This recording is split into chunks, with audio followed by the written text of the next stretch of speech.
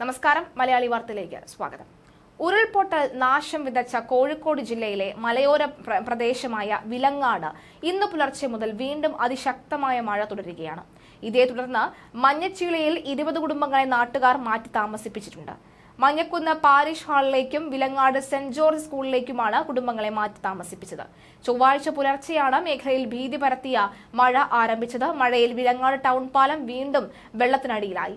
ഇതുവഴിയുള്ള വാഹന ഗതാഗതവും പൂർണ്ണമായി നിലച്ചു. വനത്തിനുള്ളിലും കനത്ത മഴ പെയ്യുകയാണെന്നാണ് വിവരം. ജൂലൈ 30-നാണ് വിലങ്ങാട് വലിയ ഉരുൾപൊട്ടൽ ഉണ്ടായത്. ദുരിതത്തിൽ 18 കുടുംബങ്ങൾക്ക് വീടുകൾ പൂർണ്ണമായി നഷ്ടമായി. 80ഓളം വീടുകൾക്ക് ഭാഗികമായി കേടുപാടുകൾ സംഭവിച്ചു. 4 കടകൾ നശിച്ചു. ദുരിതത്തിൽ മഞ്ഞച്ചീളി സ്വദേശിയും മുൻ അധ്യാപകനുമായ കുളത്തിങ്കൽ മാത്യു ആണ് മരിച്ചത്. 2 ദിവസത്തെ തിരച്ചിലിനൊടുവിലാണ് മാത്യുവിന്റെ മൃതശരീരം കണ്ടെത്തിയത്. ഉരുട്ടി പാലത്തിന്റെ അപ്രോച്ച് റോഡ്, വാളൂങ്ക്, ഉരുട്ടി, വിലങ്ങാട് പാലങ്ങൾ ഉൾപ്പെടെ തകർത്തതിലൂടെ 156 ലക്ഷം രൂപയുടെ നാശനഷ്ടമാണ് പൊതുമരാമത്ത് വകുപ്പ് റോഡ് വിഭാഗം കണക്കാക്കിയത്.